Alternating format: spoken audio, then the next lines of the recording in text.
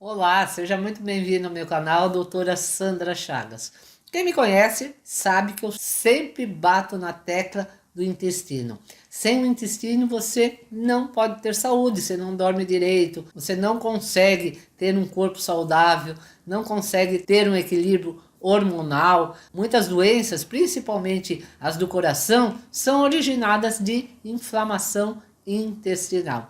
E hoje nesse vídeo eu vou falar de um fator muito importante, que é a microbiota intestinal, aquela população de bactérias que habitam o seu intestino. Para você ficar sabendo tudo sobre a microbiota intestinal e o que fazer para melhorar a sua, você precisa ficar até o final do vídeo para ficar por dentro de tudo. Mas antes de mais nada, eu vou pedir para você se inscrever no canal. Sim, não adianta só ver os vídeos e não se inscrever no canal. O YouTube não põe esse canal em relevância. Então ajude o canal a crescer mais também, dando um joinha e apertando esse botãozinho, esse sininho, para receber as notificações. E quem precisar de consultas, é só entrar em contato nesse WhatsApp aqui, que está passando aqui embaixo da tela. Então, afinal, para que serve a microbiota intestinal? Ela tem três papéis. O primeiro, detoxificação. Segundo, digestão. Ela digere as fibras, por isso que eu sempre falo, a ingesta de fibra é muito importante. Então ela digere as fibras, transformando em ácidos graxos de cadeia curta. O propionato, o acetato, o butirato. Todos esses ácidos graxos produzidos no intestino grosso vão te dar energia. E o terceiro papel é a defesa intestinal. A OMS, alguns anos atrás, ela classificou a microbiota como um órgão a mais. É um órgão virtual. Então, a microbiota intestinal é formada de 10 vezes mais bactérias do que as nossas próprias células. Então, no seu intestino tem 10 vezes mais bactérias do que as células do corpo. E a maioria dessas bactérias tem que ser amigas. Pelo menos deveria ter mais bactérias boas do que ruins, porque se ocorrer ao contrário, você deixa de estar em eubiose para estar numa disbiose. E essas bactérias precisam ser alimentadas. E tem dois modos de alimentá-las. Primeiro, os pré-bióticos, que pode ser a inulina ou a oligofrutose. E elas vêm de fibras insolúveis, que nós ingerimos, mas não digerimos. E as nossas bactérias lá do intestino vão agir nessas fibras, formando aqueles ácidos graxos de cadeia curta. A segunda maneira de alimentar essas bactérias são as féculas. E de onde que vem essas féculas? É o amido que cresce embaixo da terra. O que cresce embaixo da terra? É isso mesmo, as raízes. Mandioca, cará, batata doce. E essas féculas vão fornecer justamente a inulina e a oligofrutose para alimentar essas bactérias. Mas quando que você deve fazer o uso tanto de um probiótico, que são as bactérias boas, como de um pré-biótico, que são os alimentos dessas bactérias que vão fazer bem para o seu intestino? Eu vou te falar, não adianta você só tomar probiótico e não usar o pré-biótico. Nós não precisamos comer para viver, essas bactérias sem alimento vão morrer também. Então, pré-biótico é tão ou mais importante que o próprio probiótico. Mas quando você deve fazer uso de um bom probiótico e de um bom pré-biótico? Primeiro, quando você teve que tomar antibiótico.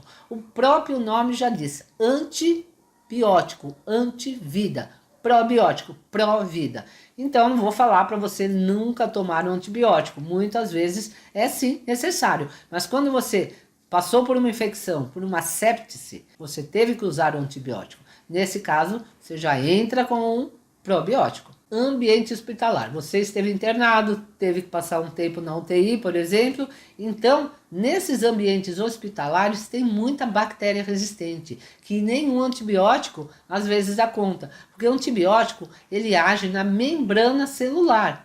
Só que essas bactérias resistentes, elas são espertas. O que elas fizeram? Elas meio que tiraram a roupa delas. É, exatamente. Elas tiraram essa membrana celular, só ficaram lá com o conteúdo e o antibiótico não pode agir. Muitas vezes não age. Então, nesse caso aí, tem que entrar com um probiótico também e com um pré-biótico. Viagens. Quando você viaja, você não está acostumado com o ambiente de lá, com as próprias bactérias de lá. Porque o que acontece? Nós aqui já estamos acostumados, né? Então nós entramos em constante contato com muitas bactérias que nosso organismo dá conta, bactérias ruins mesmo. Já criamos resistência a elas, mas em outros locais não, tem tipos diferentes de bactérias. Então, nesses casos também é muito importante você colonizar a sua microbiota com probióticos e pré-bióticos. Gravidez, estresse e envelhecimento também se deve usar. Na gravidez, sim, porque você já está com 2 pessoas lá para serem alimentadas, você e o bebê. O bebê também precisa do probiótico. O estresse detona com a sua imunidade, são mais consumidos vitaminas, minerais, hormônios, tudo isso, há um desgaste maior. Então, o intestino tem que estar tinindo. E envelhecimento, com o próprio envelhecimento, tudo acaba sendo menos produzido, inclusive a sua microbiota. Então tem que colonizar com mais intensidade na velhice também. Então a administração desses probióticos não é muito antiga não, é recente. É uma novidade terapêutica para colonizar a microbiota intestinal. Então você colonizando, tendo uma microbiota intestinal com mais bactérias boas do que ruins, você vai diminuir sua inflamação, não só no intestino, mas no corpo inteiro. Por quê? Porque as citocinas inflamatórias ultrapassam a barreira intestinal, vão cair na corrente sanguínea e com isso vão dar problemas nas suas artérias, por exemplo. Então a maior causa de morte no mundo ainda são doenças cardiovasculares, o câncer está logo em seguida, mas muitas vezes é por causa da inflamação do intestino. Também com isso, essa novidade terapêutica dos probióticos pode melhorar o déficit de atenção que muita criança tem. Por quê? Porque vai fazer um reparo da funcionabilidade da barreira epitelial. E também casos de asma, pode também diminuir crises asmáticas, crises de bronquite. Então existem probióticos, fórmulas de probióticos específicas para cada tipo de problema. Então acaba sendo um remédio natural para a sua patologia. E a disbiose, na realidade, o que é especificamente? Você sabia que nós temos mais de 1000 bactérias diferentes no nosso intestino? E disbiose simplesmente é um desequilíbrio entre as bactérias defensoras e as bactérias agressoras. Se tiver mais bactérias agressoras, você está com uma disbiose. Quais são as causas da disbiose? Olha, 50% dos antibióticos são desnecessários. E como eu havia falado, o antibiótico mata a bactéria boa. Micróbios, parasitas, fungos também, outra causa. Sabe qual é uma causa muito comum? Inibidores da bomba de prótons, o famoso omeprazol. O que acontece? Esses prazóis da vida, inclusive tem um guia gratuito, está aqui na descrição desse vídeo, baixe lá para você entender melhor.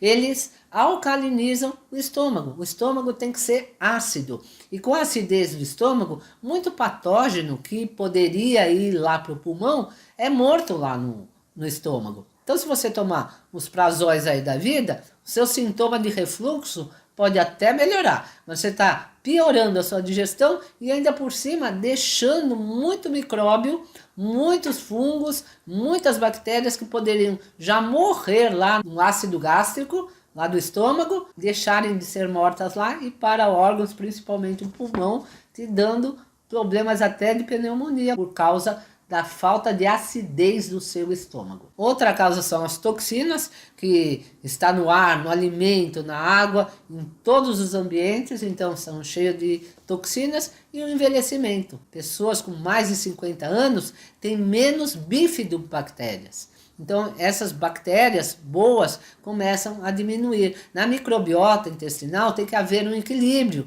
entre lactobacilos, bífido, firmicutes. Por exemplo, quem tem muito firmicutes geralmente é obeso, não consegue emagrecer. Então tem que haver um equilíbrio de todas essas bactérias. Então mudando o seu microbioma ou microbiota, é a mesma coisa intestinal, você pode deixar de ser obeso, por exemplo. Você pode deixar de ter déficit de atenção, você pode se livrar daquela sua asma, do seu bronquite e de muitas outras patologias, como doenças cardiovasculares. Eu espero que você tenha entendido, e se entendeu e gostou, não esqueça daquele like e de compartilhar o vídeo. Eu também espero o seu comentário aqui, o que você achou, você já faz uso de probióticos, nunca ouviu falar, deixa aqui seu comentário. Me siga no Telegram, no Instagram também, e eu te espero aqui no próximo vídeo. Até lá!